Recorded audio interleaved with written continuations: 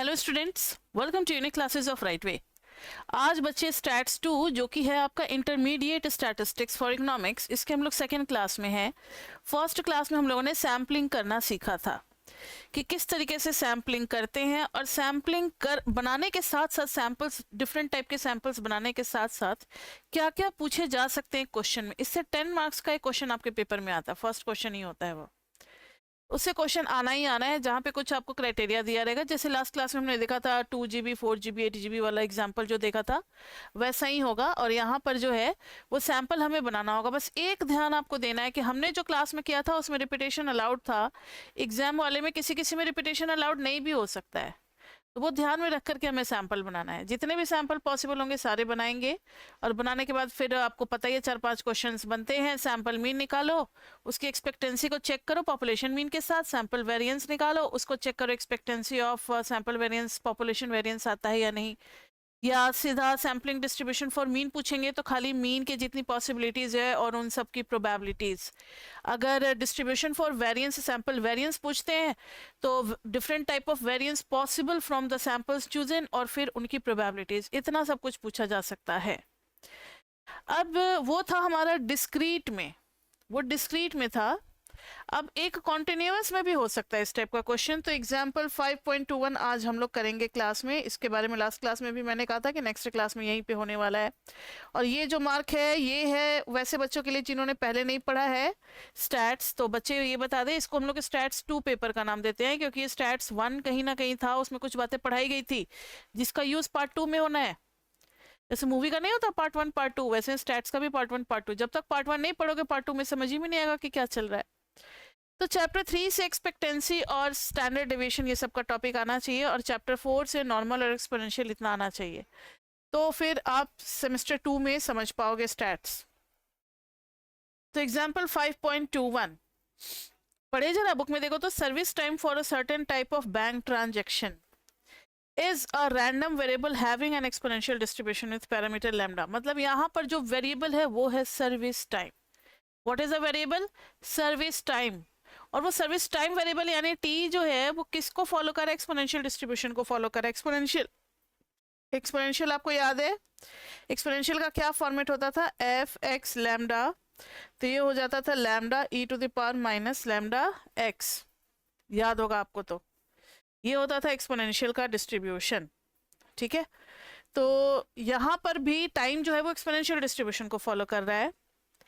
Suppose x1 x2 are services time for 2 different customers. मतलब x1 पहले वाले का टाइम है, x2 दूसरे वाले कस्टमर का टाइम है। Assumed independent of each other, मतलब 2 कस्टमर को एक साथ हैंडल किया जा रहा है। एक विंडो 1 पे, एक विंडो 2 पे है। विंडो 1 पे जो कस्टमर है उसको कितना टाइम लगेगा, इसका कोई लेना देना नहीं है कि विंडो 2 पे जो कस्टमर खड़ा है उसको कितना टाइम लगेगा। बैंक में आप जाते हो तो लाइन लगते हो, 5 6 7 काउंटर्स बने होते हैं, अलग अलग विंडो होते हैं, हर विंडो पे काम चल रहा होता है। अब ऐसा तो नहीं है कि एक विंडो पे 2 मिनट से ज्यादा कस्टमर को आप वेट नहीं करा सकते। कभी कभी 10 मिनट, कभी कभी आधा घंटा लग जाता है, जैसा काम रहता है वैसा। कभी सर्वर नहीं काम करता है तो घंटों खड़े रह जाते हैं लोग। तो x1 x2 में एक विंडो पे कितना टाइम लग रहा है, that is not dependent upon the time spended on the other window. तो यहाँ पर है कंसीडर दी टोटल टाइम। इंडिपेंडेंट है ये भी याद रखना, इंडिपेंडेंट का बड़ा रोल होता है ना। प्रोबेबिलिटी जब जॉइंट निकालते हैं ना प्रोबेबिलिटी, तो दोनों का मल्टीप्लीकेशन कर देते हैं इंडिपेंडेंट की वजह से। तो इन्होंने दिया हुआ है consider the total service time T naught is equal to, यानी T naught is equal to हो जाएगा total service time x1 plus x2। तो इन्होंने टी नॉट को शायद वेरिएबल बनाया है, और is also statistic. The CDF of T naught is, ठीक है, सीडीएफ ऑफ टी नॉट पूछा है। सीडीएफ ऑफ टी नॉट ये कोई बहुत बड़ी बात नहीं है, निकल सकता है सीडीएफ ऑफ टी नॉट। उसके लिए क्या करना है, एफ ऑफ टी नॉट निकालेंगे, और वो भी as a function of T, time का फंक्शन है। ध्यान से सुनना, दो वेरिएबल है तो डबल इंटीग्रेशन करना पड़ेगा, यानी ये हो जाएगा probability till total time is less than equal to small T. Small T is a variable, लेकिन सीडीएफ में वेरिएबल ही डालते हैं।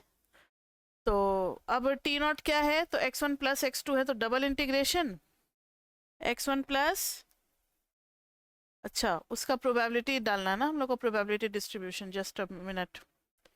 प्रोबेबिलिटी डिस्ट्रीब्यूशन डालना है एफ ऑफ x1 x2। अब आप पहले क्या डालना चाहते हो, dx2 या dx1, कुछ भी डाल दो, dx2 dx1। तो यहाँ पे x2 की लिमिट चलेगी 0 से कहाँ तक बताओ, ध्यान से सुनना मेरी बात। x1 प्लस x2 होना चाहिए t से छोटा। अगर आपने x1 को फ्री किया हुआ है तो फिर x2 जो है वो t माइनस x1 तक जाएगा। समझ में आ रही है बात? इस टाइप का क्वेश्चन हम लोगों ने किया हुआ है। तो x1 को फ्री छोड़ा है, इसका मतलब हो गया x1 0 से कहाँ तक जाएगा बताओ, t तक कहीं भी जा सकता है। और जितना टाइम बचेगा उतना ही सेकंड कस्टमर पे लगेगा, यानी x2 will be t minus x1। समझ में आई बात? दोनों का टाइम मान लो अगर 10 मिनट है और पहले कस्टमर पे अगर 7 मिनट लग गया तो दूसरे कस्टमर पे कितना लगेगा, 3 मिनट लगेगा। वही सेम चीज चल रहा है सिचुएशन यहाँ पर। अब रही बात ये, तो हमें ज्वाइंट प्रोबेबिलिटी डिस्ट्रीब्यूशन पता ही नहीं है। ज्वाइंट प्रोबेबिलिटी डिस्ट्रीब्यूशन कैसे आएगा, तो वो आएगा दोनों को मल्टीप्लाई करके, क्योंकि हम लोगों ने पढ़ रखा है कि इंडिपेंडेंट के केस में दोनों का जो डिस्ट्रीब्यूशन होता है वो आपस में मल्टीप्लाई हो जाता है। और दोनों फॉलो कर रहे हैं एक्सपोनेंशियल डिस्ट्रीब्यूशन, क्योंकि टाइम के लिए लिख दिया इन लोगों ने स्टार्टिंग में, that is following exponential distribution. तो देखो तो जरा, x1 is equal to 0 to t, x2 कहाँ से कहाँ तक, x2 जा रहा है 0 से t माइनस x1 तक। और ये पता है ना, अगर अंदर में x2 लिखा है तो फिर पहले dx2 ही लिखा जाएगा, फिर बाद में dx1।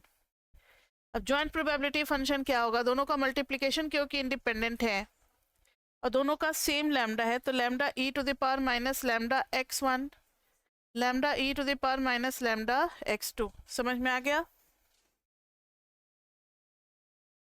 तो ये दोनों के लिए सेम लैम्डा है, क्योंकि क्वेश्चन में कहीं नहीं लिखा हुआ था कि दोनों अलग अलग लैम्डा के थ्रू कर रहे हैं। वो x1 x2 डिक्लेयर करने से पहले उन लोगों ने बता दिया था कि टाइम जो है वो एक्सपोनेंशियल डिस्ट्रीब्यूशन फॉलो कर रहा है विद पैरामीटर लैम्डा।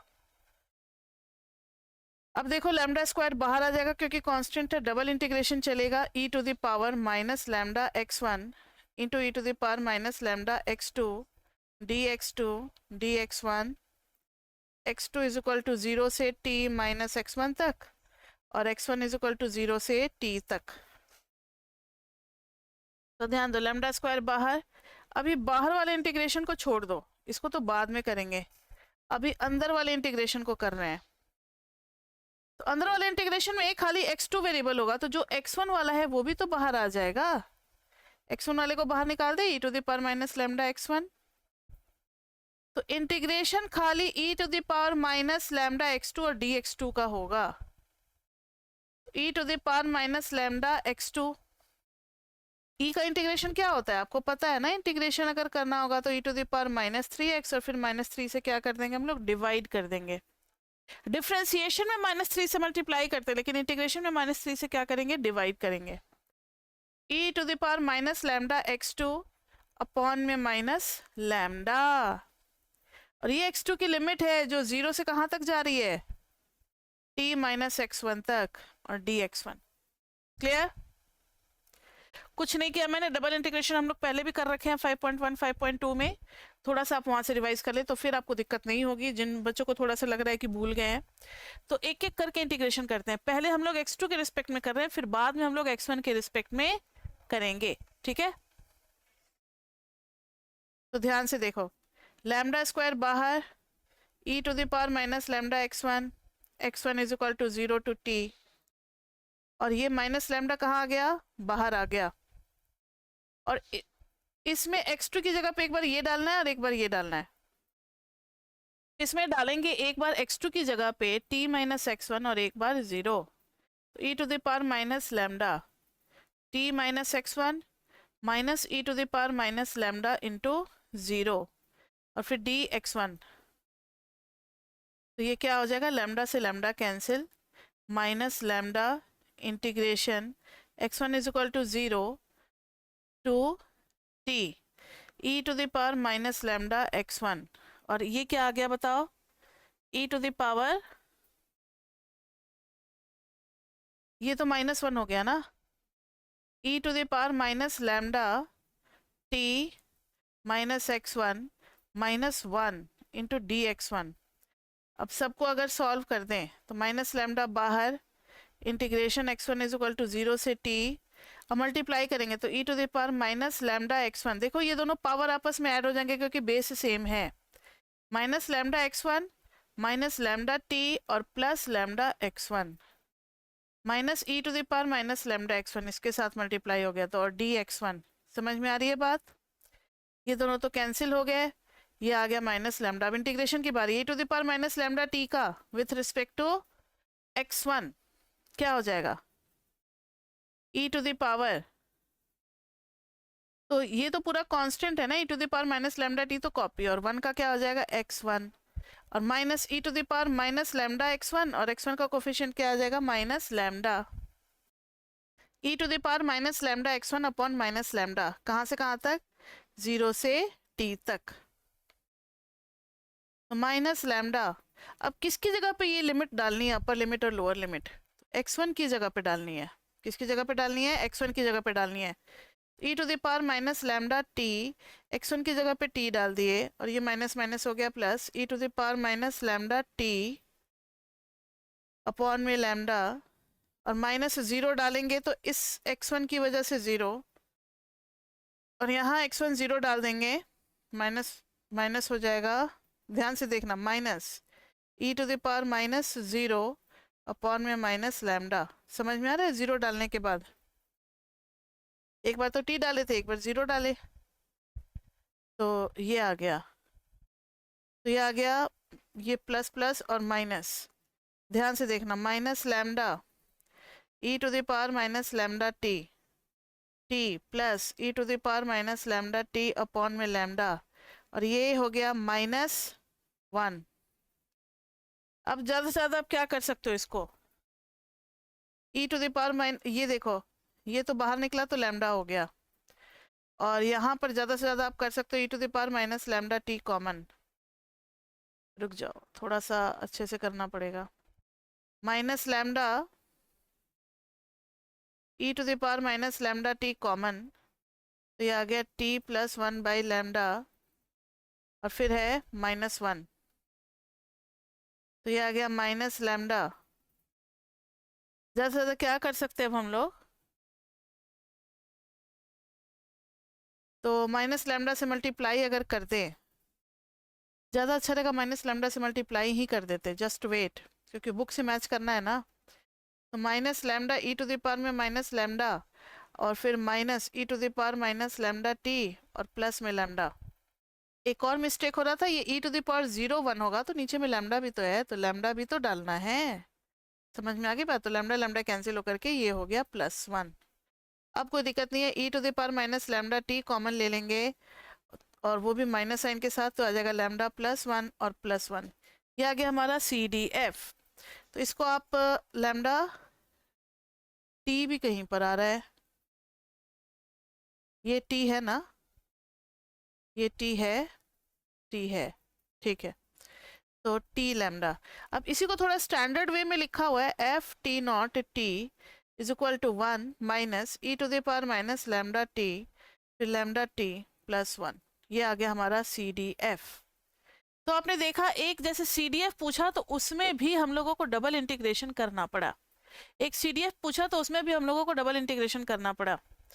अब नेक्स्ट पूछा है the region of integration is pictured, region of integration ज़्यादा समझने की जरूरत नहीं है, वो तो आपको समझ में आ ही गया होगा कि भाई x0 प्लस या x1 plus x2 less than equal to t है, और x1 plus x2 is equal to t की इक्वेशन क्या बनती है, जैसे x plus y is equal to कुछ होता है, इस एक्सिस पे अगर x1 लिए, इस पे अगर x2 लिए, तो ये यहाँ पे जाएगा t0, यहाँ जाएगा 0t, और यहाँ तक लाइन जाएगा, इज इक्वल टू में ये आ जाएगा, और लेस देन में इसके नीचे का एरिया पूरा शेड हो जाएगा। तो हमें इसी रीजन पे हर पॉइंट को डाल करके इंटीग्रेशन करना है, तो वही है रीजन ऑफ इंटीग्रेशन। अब अगर PDF अगर पूछे F T not at t, तो हम क्या करेंगे, DF_T0 जो कैपिटल F_T0 है, CDF है, उसको किसके रिस्पेक्ट में डिफ्रेंशिएट कर देंगे, t के रिस्पेक्ट में, तो 1 का हो जाएगा 0, F_T0 T0 अपॉन dt करेंगे, तो इसको डिफ्रेंशिएट करेंगे तो 1 का हो जाएगा 0, इसका करेंगे टी के रिस्पेक्ट में, तो यहाँ पे लगेगा प्रोडक्ट रूल, तो ये आ जाएगा E to the power minus lambda T, और लैम्डा टी का करेंगे तो lambda plus lambda T plus 1 E to the power minus lambda T, और माइनस लैम्डा आ जाएगा नीचे, प्रोडक्ट रूल लगा दिया, तो ये बन जाएगा माइनस लैम्डा, देखो ना लैम्डा भी बाहर आ गया, माइनस भी बाहर आ गया, E to the power minus lambda T भी, ये बाहर लैम्डा बाहर, ये बाहर, ठीक है, सिर्फ लैम्डा बाहर लिए हैं, तो 1, और यहाँ का जो माइनस है minus lambda T minus 1, 1 1 cancel, फिर लैम्डा बाहर आ जाएगा, तो प्लस में lambda square T E to the power में माइनस लैम्डा टी, ये बन गया हमारा पीडीएफ। तो small F T naught T is equal to minus नहीं plus lambda square T E to the power minus lambda T, T is greater than equal to 0 and 0 if T is less then 0, मतलब less than negative T का तो कोई provision ही नहीं है, तो negative T के लिए तो कोई पीडीएफ डिफाइंड ही नहीं होगा। पीडीएफ सीडीएफ क्या होता है बच्चे, ये सब हम लोगों ने 3 और 4 चैप्टर में ही पढ़ लिया था, तो उसके लिए फिर आपको बैकअप की जरूरत पड़ेगी, वो यहाँ पे इस क्लास में नहीं समझाया जा सकता, ठीक है, क्योंकि उस पर बहुत सारे क्वेश्चन हम लोगों ने किए हुए हैं ना, तो वहां से आपको आ जाएगा समझ में। अब दिस इज गामा पीडीएफ आपको समझ में नहीं आएगा, क्योंकि गामा हमारे कोर्स में नहीं है, अल्फा बीटा वगैरह ये सब नहीं समझ में आएगा, तो इसके आगे का चीज आपको छोड़ देना है, ठीक है, गामा पीडीएफ, तो इसको आप छोड़ दोगे। और एक है सिमुलेशन ऑफ एक्सपेरिमेंट, इसमें करने को कुछ नहीं है, बस ये समझना है कि जैसे जैसे हमारा n बढ़ता चला जाता है, note when n increases then sample mean tends to mu, यानी आप ऐसा समझ सकते हो कि limit n tending to infinity, तो सैंपल मीन जो है वो म्यू की तरफ चला जाएगा लिमिट के लैंग्वेज में, ये है हमारा सेंट्रल लिमिट थ्योरम, ठीक है, सेंट्रल लिमिट थ्योरम। तो सिमुलेशन ऑफ एक्सपेरिमेंट में भी यही देखा गया है कि जब एक्सपेरिमेंट किया गया तो लार्ज एन के लिए सपोज करो ऐसे आ रहा था, ये पहले small n is equal to 20 के लिए आ रहा था, अब जैसे n इज इक्वल टू 50 कर दिए तो थोड़ा और सिमेट्रिकल, अगर इसका सबका मिड पॉइंट को ज्वाइन करो तो ग्राफ कुछ ऐसे मिल रहा है, सिमेट्रिकल नहीं है, लेकिन जब n इज इक्वल टू 50 कर दिया गया तो थोड़ा सा ज़्यादा सिमेट्रिकल हो गया, थोड़ा सा ज़्यादा सिमेट्रिकल हो गया, तो जैसे जैसे n बढ़ाते चले जा रहे हैं ये सिमेट्रिकल होता चला जा रहा है, यही प्रैक्टिकली देखा गया है। तो इसका ज़्यादा यूज़ ना प्रैक्टिकल एप्लीकेशन में करेंगे हम लोग, सेमेस्टर 4th में करेंगे, ग्राफ को देखना कि ज़्यादा सिमेट्रिकल होता चला जा रहा है, वेरिफिकेशन भी है इकोनोमेट्रिक्स में, जब आर सॉफ्टवेयर के थ्रू वहाँ पे प्रैक्टिकल करना है तो वहाँ पे आप इन सारी चीज़ों को वेरीफाई करोगे, हमें ग्राफ बनाना नहीं है, ग्राफ अपने आप आ जाता है, बस डेटा की एंट्री करते हैं और डेटा भी एक जगह लिखा रहता है, बस फाइल को कनेक्ट कर देते हैं, तो फाइल का एड्रेस दे देते हैं, वो सारा कुछ अपने आप निकाल करके हमें बताने लगता है कि ड्रॉ कमांड देंगे graph with n is equal to 20, graph with n is equal to 40, plot with n is equal to 50, वो अपने आप सारा ग्राफ बना करके दे देता है, कंपैरिजन भी करके स्क्रीन पे शो कर देता है। ये सारा कुछ प्रैक्टिकल में हमें 4th सेमेस्टर में करना है, अभी नहीं, अभी सिर्फ इतना ही समझना है कि जैसे जैसे एन बढ़ाते जाएंगे डिस्ट्रीब्यूशन बिकम्स मोर सिमेट्रिकल। तो इतना था 5.3 में। अब हम लोग आते हैं सेक्शन 5.4 की तरफ। सेक्शन 5.4 5.3 में हमने एक चीज पढ़ा था, डिस्ट्रीब्यूशन ऑफ सैंपल मीन, याद है आपको? मीन की डिफरेंट वैल्यूज आई थी, 0 to 100 कुछ मतलब ऐसे ही करके, और फिर पी ऑफ एक्स बार हमने निकाला था डिफरेंट। तो ये था डिस्ट्रीब्यूशन ऑफ सैंपल मीन, मतलब अलग अलग सैंपल में मीन भी अलग अलग आएंगे, और जब मीन अलग अलग आएगा तो उसका प्रोबेबिलिटी भी अलग अलग होगा, तो डिस्ट्रीब्यूशन भी अलग अलग होंगे, ठीक है, डिस्ट्रीब्यूशन भी क्या होंगे, अलग अलग होंगे। तो ये पूरा सेक्शन का नाम ही है the distribution of sample mean, मतलब जो काम पहले हम सिर्फ एक्स के साथ कर रहे थे अब वो सैंपल मीन के साथ भी कर सकते, क्योंकि सैंपल मीन भी एक डिस्ट्रीब्यूशन फॉलो करेगा। अब कोई अगर 50 सैंपल बना रहा है तो उसके पास एक्स बार की बहुत सारी वैल्यूज आई होगी, तो अब एक्स को रिप्लेस कर दिया गया है किससे, एक्स बार से। जैसे एक्स का नॉर्मल डिस्ट्रीब्यूशन होता था वैसे ही सैंपल मीन का भी नॉर्मल डिस्ट्रीब्यूशन होगा, सैंपल मीन का भी एवरेज होगा, सैंपल मीन का भी वेरिएंस होगा, सब कुछ होगा। समझ में आ रही है बात? तो यहाँ पर है लेट, डेफिनेशन समझो जरा, let x1 x2 dot dot dot xn be a random sample, be a random sample from a distribution,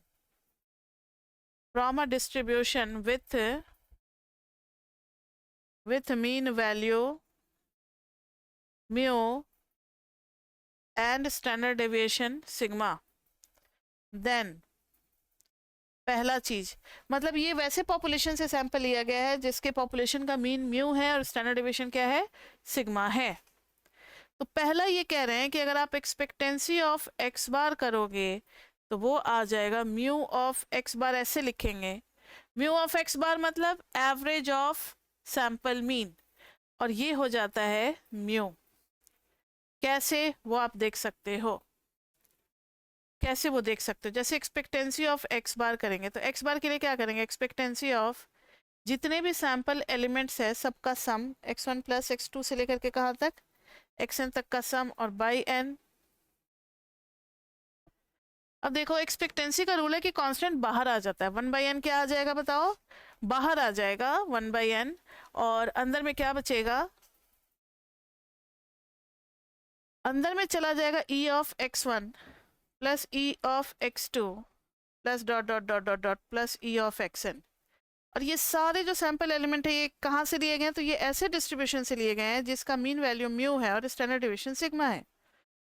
तो सबकी एक्सपेक्टेंसी हो जाएगी mu plus mu plus mu, क्योंकि इनकी एक्सपेक्टेड वैल्यू म्यू है, 1/n into n mu, n cancel, ये आ गया म्यू।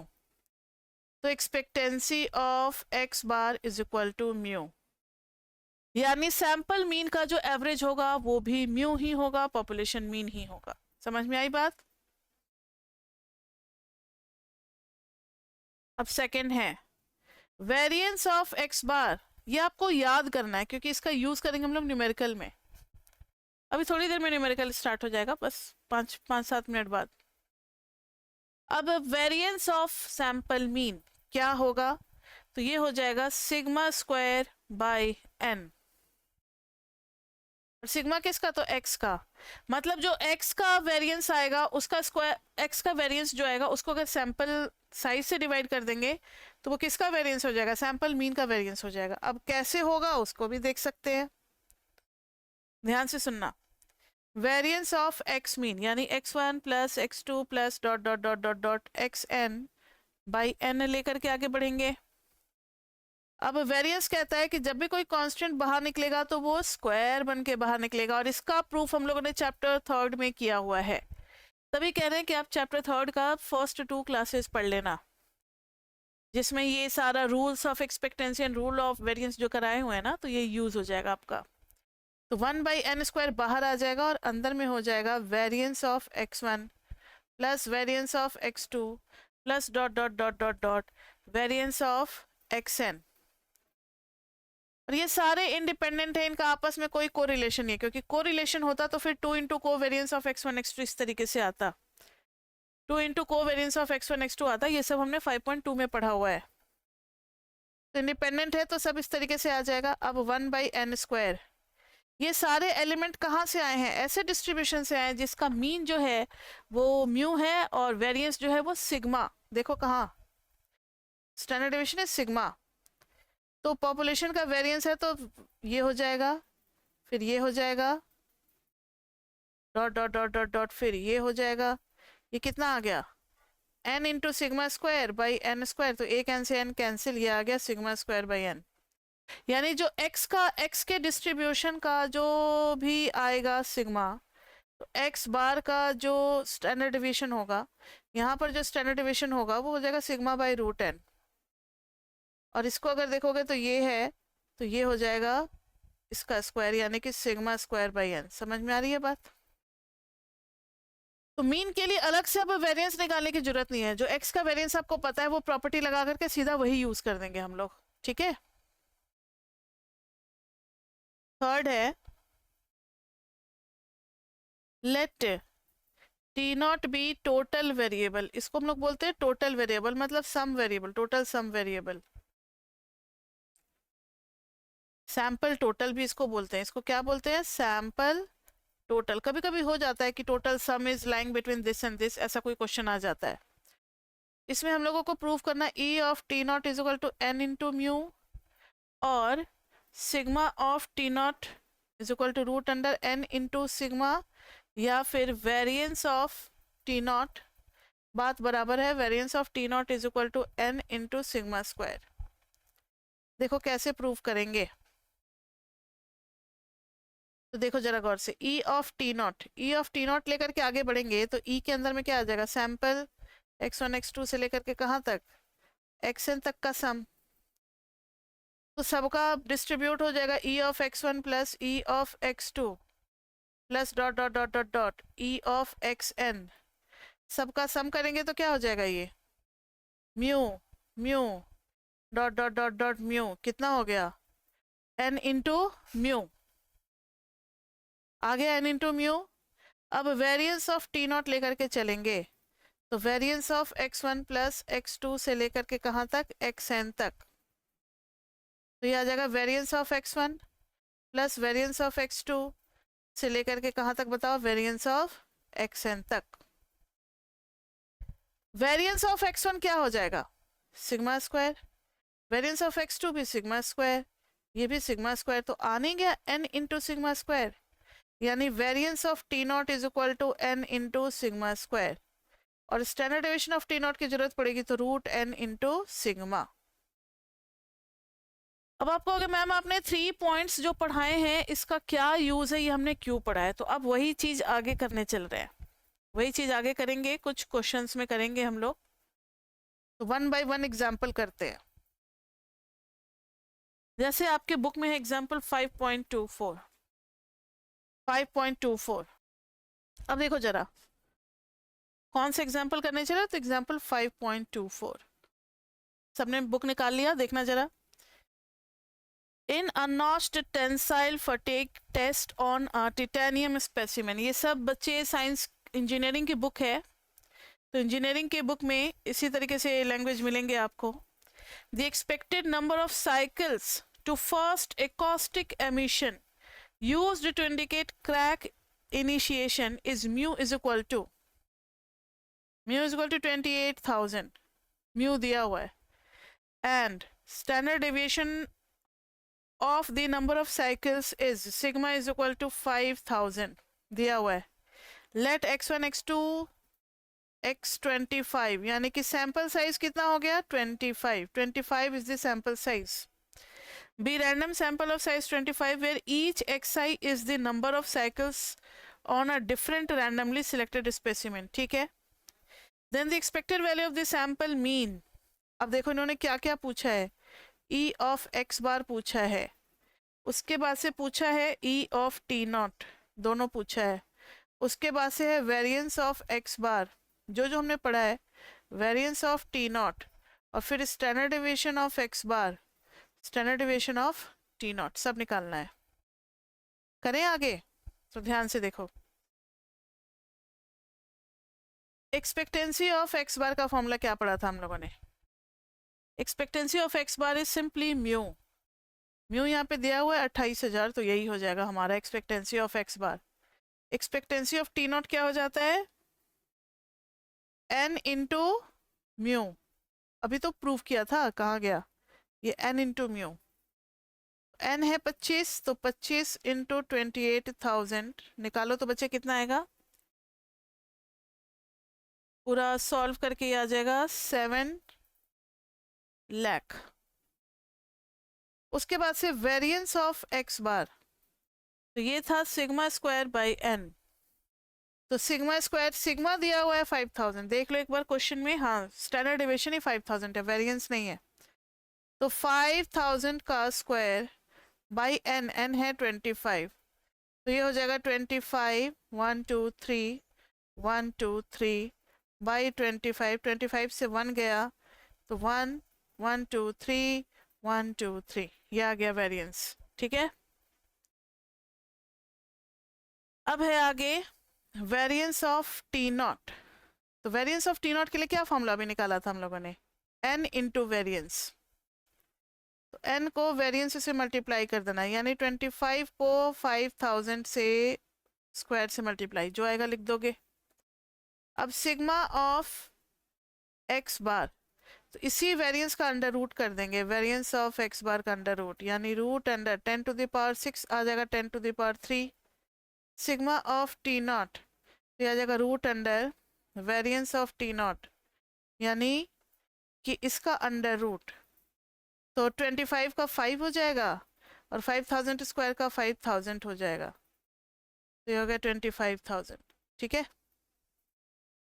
तो ये एक छोटा सा बस कैलकुलेशन बेस्ट इन्होंने समझाया है, समझाया कि किस तरीके से अप्लाई करेंगे अगर किसी क्वेश्चन में ज़रूरत पड़ गई बाकी चीज़ें निकालने की, तो कैसे फॉर्मूला अप्लाई करके कैसे कैलकुलेशन करेंगे। अब किस टाइप के क्वेश्चन में ज़रूरत पड़ेगी इन सब चीज़ों की, तो वो भी धीरे धीरे हम लोग पहुंचने वाले हैं, लेकिन उसके पहले normal distribution of sample mean भी तो पढ़ लें। Case of normal population, normal distribution of population, normal distribution of population, तो ध्यान से देखो, if x1 x2 dot dot dot dot dot xn are elements from sample of normal distribution, sample of normal population या distribution जो भी आप लिख दो, normal population with mean mu and standard deviation sigma, then for any n mean is also normally distributed, mean is also normally distributed, mean भी normally distributed होगा with mean, sample mean is also normally distributed with its mean as mu, and sample mean का variance हो जाएगा ये हो जाएगा variance, और साथ ही साथ T naught is also normally distributed, T naught is also normally distributed। इसका मतलब हो गया अगर हमें Z चाहिए होगा मीन के केस में, Z फॉर मीन, तो ये आ जाएगा sample mean minus expected sample mean, expectancy of sample mean upon standard deviation of sample mean, जो कि हो जाएगा मीन माइनस म्यू ही हो जाता है, ये भी जस्ट हमने पढ़ा है। और स्टैंडर्ड डेविएशन ऑफ मीन का फॉर्मूला क्या पढ़ा था, सिग्मा बाई रूट एन। तो ये फॉर्मूला यूज होगा किसके लिए, नॉर्मल डिस्ट्रीब्यूशन ऑफ मीन के लिए। अगर normal distribution of T naught आ गया तो जो भी टी नॉट की वैल्यू होगी minus expected value of T naught upon standard deviation of T naught, यानी ये आ गया टी नॉट और minus expected value of T naught is N into mu upon standard deviation of T naught is how much, standard deviation of T naught is how much, root under N into sigma, क्योंकि variance of T not हो जाता है, variance of T not हो जाता है N sigma square, और यहाँ पर वेरिएंस ऑफ मीन हो जाता है सिग्मा स्क्वायर बाई एन, इसलिए स्टैंडर्ड डेविएशन के लिए कर दिया। अब यही सारा कुछ हम लोग क्वेश्चन में भी अप्लाई करेंगे, क्वेश्चन में अप्लाई करेंगे। ठीक है, एक क्वेश्चन करते हैं, उसके बाद फिर CLT वगैरह मेरे ख्याल से नेक्स्ट क्लास में होगा, तो एक क्वेश्चन अभी स्टार्ट करते हैं बच्चे। एग्जाम्पल 5.25 देखो तो जरा 5.25 में क्या है। अच्छा, the time that it takes a randomly selected rat. अब सुनो, एक मेज बनाया गया है, मेज मतलब एक जाल बुना गया और उसमें चूहे को छोड़ दिया गया, 5 चूहों को छोड़ा गया है, सबका मेज से बाहर निकलने का टाइम रिकॉर्ड किया जा रहा है और सबको मार्क कर दिया गया 1 2 3 4 5, सबका टाइम अलग अलग निकल रहा है, बाहर निकलने का सबका टाइम अलग अलग लग रहा है। अब इन्होंने उसी से पूछा है कि एवरेज टाइम एक चूहे का बाहर निकलने का इतने से इतने के बीच में होगा, क्या होगा प्रोबेबिलिटी, या फिर तो अब वही 5 चूहों वाली कहानी जरा देखते हैं कि क्या है और इन्होंने क्या क्या पूछा है. The time that it takes a randomly selected rat of a certain subspecies to find its way through a maze is normally distributed. Random variable with mu दे रखा है 1.5 मिनट, मतलब एक चूहा जो है वो on an average 1.5 minute, 1.5 minute में बाहर निकल आता है. And standard deviation is equal to 0.35, मतलब ये फ्लक्चुएट कर सकता है, इतना कम या इतना ज्यादा. Suppose 5 rats are selected, x1, x2, x3, x4, x5, यानी sample size कितना हो गया 5.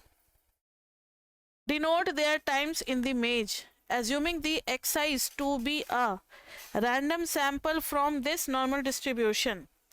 What is the probability that total time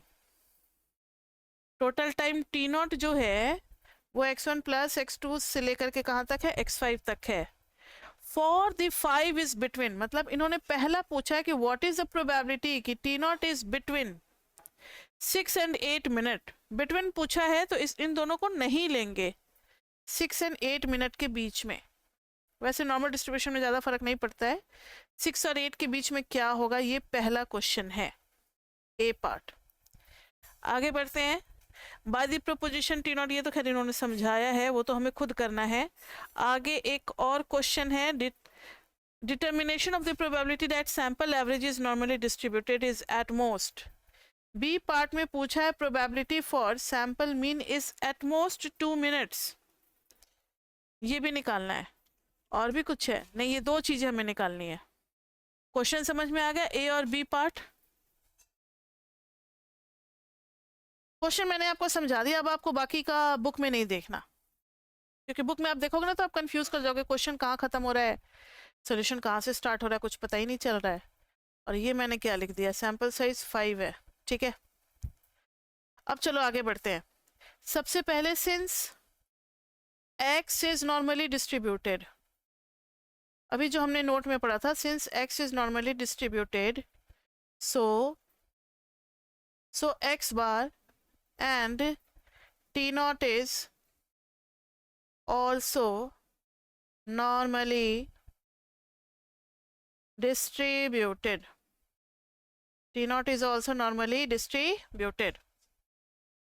अब ध्यान से सुनो. e of x bar, e of x bar के लिए फॉर्मूला क्या मैंने बताया था, म्यू दे रखा है 1.5 मिनट. साथ ही साथ इधर भी चल रहा है parallelly e of T not के लिए था n इंटू म्यू, यानी कि 5 इंटू 1.5 कितना आ गया बताओ, 7.5 मिनट. अब यहीं पर वेरिएंस ऑफ मीन का फॉर्मूला याद है आपको, सिग्मा स्क्वायर बाई n. तो सिग्मा इज 0.35 ना, 0.35 मिनट का स्क्वायर बाई 5, तो इसका क्या आ जाएगा 0.35 का स्क्वायर बाई 5, तो ये आ जाएगा, जो भी आएगा उसकी ज़रूरत है नहीं तो क्यों कैलकुलेशन करें, स्टैंडर्ड डेविएशन की ज़रूरत है तो रूट कर देंगे, root under variance of mean, तो ये स्क्वायर हट जाएगा और नीचे 5 का अंडर रूट आ जाएगा, यानी 0.35 बाई रूट 5. तो ध्यान रहे स्टैंडर्ड डेविएशन ऑफ मीन आ गया हमारा 0.1565. इसका यूज़ करने वाले हैं और एक्सपेक्टेंसी का यूज़ करने वाले हैं. समझ में आ गई बात. ये किसका निकला है, मीन के डिस्ट्रीब्यूशन का. अब ऐसा ही पैरेलल हम लोग किसके लिए करेंगे, टी नॉट के लिए भी करेंगे. तो ई ऑफ टी नॉट तो निकाल चुके हम लोग, अब है वेरिएंस ऑफ टी नॉट. तो वेरिएंस ऑफ टी नॉट का फॉर्मूला क्या होता है, n इंटू सिग्मा स्क्वायर, लेकिन हमें चाहिए sigma, standard deviation of T not, तो रूट n इंटू सिग्मा, तो रूट 5 इंटू 0.35, तो ये आ जाएगा 0.783. तो ध्यान से देखें कि यहाँ पर हमने ई ऑफ टी नॉट निकाल लिया है और सिग्मा ऑफ टी नॉट भी निकाल लिया. अब दोनों का यूज़ करेंगे. तो पहला यहाँ पे जो क्वेश्चन बनता है वो है P for x bar less than equal to 2, यही है ना. मतलब P जो है वो एवरेज जो है वो मैक्सिमम 2 मिनट हो, इसकी कितनी प्रोबेबिलिटी है. तो ध्यान से देखना, P for average less than equal to 2 is equal to P for Z less than equal to. अब इसको Z में कन्वर्ट कर देंगे. Z का फॉर्मूला क्या होगा? Mean minus E of x bar upon standard deviation of x bar. X bar कितना है जिसके लिए हम लोग को Z डिस्ट्रीब्यूशन निकालना है? 2 minus E of x bar is how much? 1.5. और नीचे standard deviation of x bar is how much? 0.1565. समझ में आई बात या नहीं? पहले हम लोग एक्स के साथ करते थे, अब वही चीज एवरेज के साथ करना है. तो एक एवरेज की वैल्यू जो क्वेश्चन में पूछी गई है, मैक्सिमम कहाँ तक जाना है वो गिवन होता है, और एक जो एवरेज दिया रहता है क्वेश्चन में और स्टैंडर्ड डेविएशन गिवन होता है, उससे हम लोगों ने ये दोनों निकाल लिए हैं और इसी दोनों को यूज कर रहे हैं. समझ में आई बात? हाँ जी. तो अब ये हो जाएगा P for Z less than equal to 2 में से गया तो 0.5 बाई 0.1565. कितना आएगा सॉल्व करके बताओ? P for Z less than equal to 3.19 approx आ गया. 3.19 का मतलब है फाई ऑफ 3.19. अब ये फाई क्या होता है, प्रोबेबिलिटी कैसे जेड कर रहे हैं, ये सब आपको मिलेगा चैप्टर 4 के नॉर्मल डिस्ट्रीब्यूशन में. तभी मैंने कहा है कि चैप्टर 4 का नॉर्मल डिस्ट्रीब्यूशन और एक्सपोनेंशियल कम से कम ये दो डिस्ट्रीब्यूशन आप पढ़ करके तैयार रहें. फाई कैसे देखते हैं? तो ये जेड है पॉजिटिव. पॉजिटिव का दो टेबल होता है, एक लेफ्ट का एक राइट का. तो राइट वाले टेबल में इस तरीके से देखेंगे 3.1 मिलेगा हमें, और फिर उसके 0.09 में जाएंगे तो यहाँ पर हमें प्रोबेबिलिटी मिल जाएगा. तो 5 इज 0.993. तो ये आ गई हमारी प्रोबेबिलिटी. समझ में आ रही है बात? ये आ गई हमारी प्रोबेबिलिटी.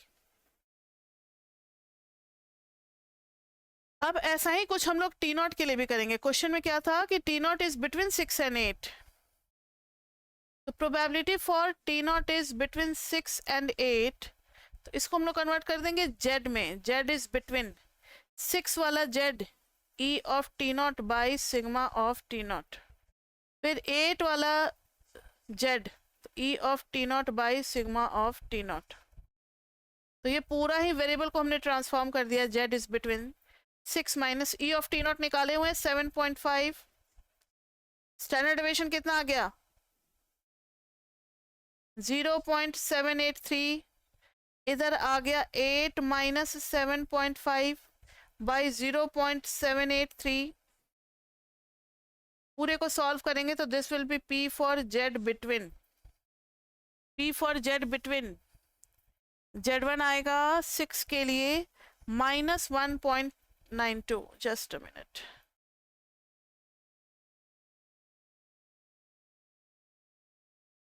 माइनस 1.92. ये पूरा सॉल्व हो करके, और ये आ जाएगा 8 में से गया 0.5, वो था 1.5, ये है 0.5. ये कुछ और आएगा माइनस 1.92 एंड दिस इज 0.7115. ठीक है? नहीं, 0.64 आएगा.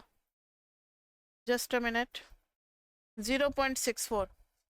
अब आपको पता है कि जब दोनों के बीच का एरिया चाहिए होता है माइनस 1.92 और इधर है 0.64, तो राइट वाले टोटल एरिया में से अगर इसका एरिया माइनस कर दे तो ये वाला एरिया बच जाएगा. यानी ये हम लोग हमेशा क्या करते हैं, फाई ऑफ राइट वाली value 0.64 minus phi of minus 1.92 करते हैं. फाई ऑफ 0.64 कितना आएगा? टेबल में से देख करके बताओ मुझे. दिस इज 0.7389 माइनस इसका कितना आ रहा है? इसका नेगेटिव मतलब लेफ्ट वाले टेबल में देख करके बताओगे. Minus 0.0274. So this is 0.7115. So this much is probability. इसका मतलब हुआ कि प्रोबेबिलिटी की सारे 5 जो हैं 5 all the 5 rats total time lies between 6 to 8 minute. इसकी प्रोबेबिलिटी है 71.15% चांस है. मतलब 71% चांस में जो है वो चूहे जो है वो 6 से 8 मिनट लगाएंगे सारे चूहे बाहर निकलने में. सबका टोटल टाइम करेंगे तो, और यहाँ पर है average time is at most 2. इसकी प्रोबेबिलिटी है 0.9993. मतलब इससे तो ज़्यादा नहीं जाएगा भाई. 2 से ऊपर 0.999 को तो अप्रॉक्सीमेटली हम लोग 1 ही मान लेते हैं. तो 2 से तो ज़्यादा कोई भी नहीं लेगा. एवरेज कभी भी 2 से ज़्यादा नहीं आएगा. तो ये था हमारा एग्जाम्पल 5.25. और इसके आगे है सेंट्रल लिमिट थ्योरम है, CLT एग्जाम्पल 5.26 भी है, 5.27 भी है और फिर 5.5 भी है। ठीक है, तो मेरे ख्याल से एक क्लास और लगेगा या 2 क्लास भी लग सकता है, वो डिपेंड करता है कि हम लोग कितने देर की क्लास लगाते हैं। तो आज के क्लास में तो मुझे लगता है ये इतना एनफ है। क्लास थर्ड में हम लोग CLT करेंगे और सेक्शन हमारा चलेगा 5.4 ही है अभी। CLT और 2 एग्जाम्पल के बाद 5.4 कंप्लीट होगा, 5.5 भी हमारा नेक्स्ट क्लास में स्टार्ट हो जाएगा, linear combination of random variables. ठीक है, तो हो जाएगा, एक क्लास और लगेगा मेरे ख्याल से, उसमें हो जाना चाहिए। वो थोड़ी लंबी क्लास लगा देंगे तो उसमें कंप्लीट हो जाएगा। तो अभी तक के लिए इतना ही बच्चे, फिर मिलते हैं नेक्स्ट क्लास में। Till then bye bye bye bye.